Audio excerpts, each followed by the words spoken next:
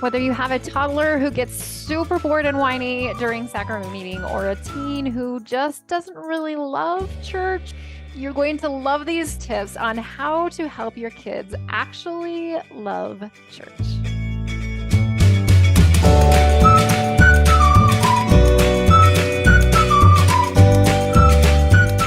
Hi, I'm Jamie Knapp, and welcome to the channel where quick insights and tips make raising kids in the gospel so much easier and a lot more fun. Today, I want to share with you 4 simple ways to help your kids, whether they're toddlers or teens, actually like church. Tip number 1 is to build relationships. Now, there are some kids who love school because they love to learn, but most kids go to school because they like their friends, right? Now, at church, it's a situation where we're going to learn and to better ourselves, but spiritually instead of academically. But unlike school, there's usually not as many peers to choose from. And because of that, it can be difficult for our kids to really feel like they have friends at church. In fact, sometimes they can even feel like the kids at church are kind of mean to them or that they just don't want to be there.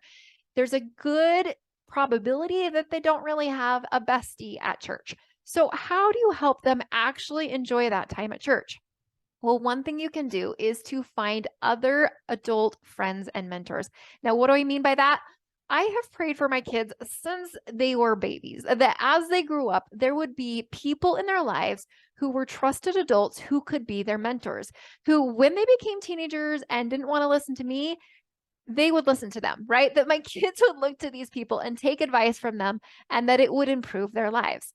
Look for people in your ward that you can build a relationship from. Maybe it's a widow, or maybe it's just someone in the ward that could maybe give some extra attention to your kids. Now, you can't really go up to them and ask them for that, but what you can do is create an environment where that connection is likely to happen. One thing we did is we made a list of people in the ward that we wanted to connect with. And then each Sunday, we would choose a few. We would make a batch of cookies, or we would make cupcakes, or we would make something, and we would take a plate to each of those houses. While we were there, if they didn't know us very well, we would introduce ourselves, or we would just say, "Hey, we just wanted to brighten your day. We thought we would bring you cookies. How are you guys doing?" And we would strike up a conversation. Especially if it was a widow, usually they would invite us in, and that would give them a chance to interact with my kids a little bit more and get to know them. From then, sometimes other opportunities arose. We would go back again another day and bring them something else, or ask them if we could help them with a service project. And then what happened is those people got to know my kids. My kids got to know those people. And at church, they would be more likely to say hi and to interact. And what happened over time is they became adoptive grandparents to my kids. And when we would move, without fail, there were several people that my kids were really sad to leave because they were like grandparents, in my kids' own words. So find people that you can create that connection with.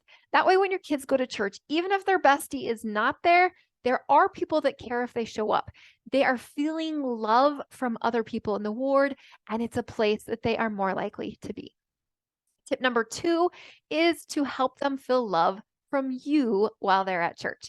So one thing I love to make sure I do is when I'm sitting on the pew with my kids, and I know it can get crazy. I have me and 4 kids there most Sundays. And so, especially when they were little, things sometimes got crazy. But do your best, even if it's a few minutes, to try to connect with all of your children. Try to sit with them and rock them, or if they're older, put your arm over them, maybe draw on their back or scratch their back. Do something where you're giving them physical affection so that they can feel that feeling of safety, love, and being wanted and needed. As they feel that, they're going to associate that with church and they'll enjoy sacrament meeting more. Tip number 3 is to talk about why you like church. When I am feeling, there's some days that I don't feel like going to church. So I will actually verbalize that and I'll say, you know what? I'm really not in the mood to go to church today, but I know I need to fill my tank. It's kind of like my gas tank, if I don't go to church, then the rest of the week is harder. That's all I'll say. Just something simple like that so that my kids associate, oh, church is like filling your spiritual gas tank. I need to go so that I have a better week. And it's normal to not always be in the mood to go. As you do that, you'll help your kids understand the value of being there. I also make it a point to teach them about the power of the sacrament, that when I take the sacrament, it gives me the ability to do things better and to have the Spirit with me more the rest of the week, which makes the rest of my life easier. And so if we're running late, I'll be like, oh, kids, we got to go. I don't want to miss the sacrament. I really need that so I can have a good week. Let them see that it's important to you and why it's important to you, and that will help them. And tip number 4 is one of the most important, and that is to make sure your kids can hear and recognize the Spirit. Sometimes we see a child and we think, you know what? They just struggle more. They're bored of church. They don't want to be there. They don't seem to care when we try to have come follow me lessons at home. And sometimes we just say they're just not as spiritually inclined. But the truth might be maybe they're not feeling the Spirit as much. Not because heaven's not trying to talk to them, not because they're not as good of a kid as someone else, but because they hear the Spirit in a way that we don't feel it as frequently at church. Let me explain.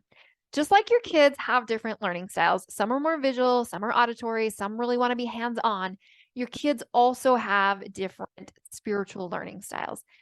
And if you want your kids to love church and to really feel the Spirit, it's important to help them hear and recognize the Spirit in their own spiritual learning style.